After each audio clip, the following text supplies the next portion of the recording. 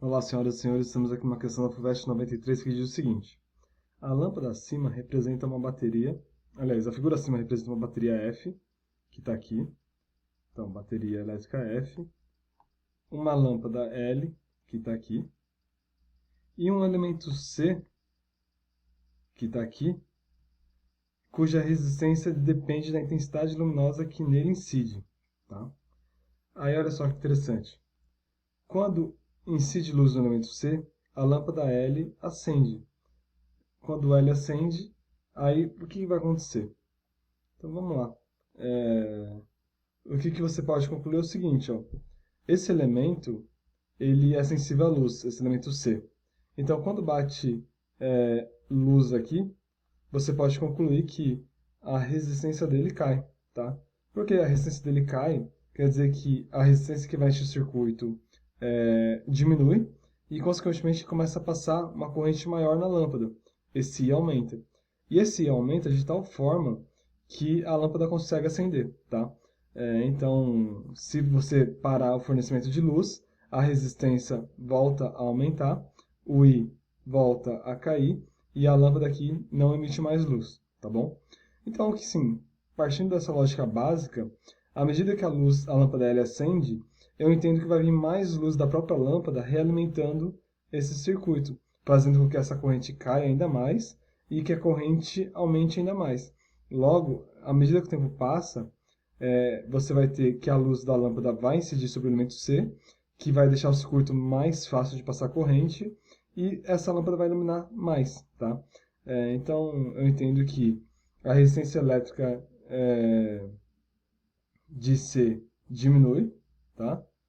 E a lâmpada vai brilhar ainda mais. Então, eu acho que a alternativa correta seria a letra D, tá bom?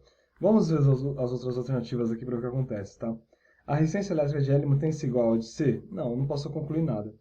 A resistência elétrica de L diminui? Não. Se você pensar na lei de Ohm, ou nas consequências, né? Passando uma corrente maior, você vai ter uma potência dissipada maior. E, consequentemente, você vai ter uma temperatura maior. E, normalmente, a resistência aumenta com o aumento da temperatura, tá? Você pode falar que elas são proporcionais. Então, esse aqui está errado.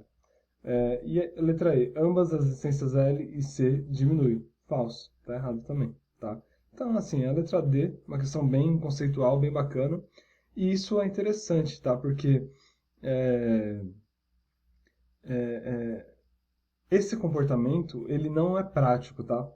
Seria interessante você ver como funciona na rua da sua casa o acendimento dos postes, né? Você vai ter aqui a rua, você vai ter que na rua vai ter um poste, tá? Esse poste, ele vai ter uma lâmpada que está aqui, uma lâmpada do poste.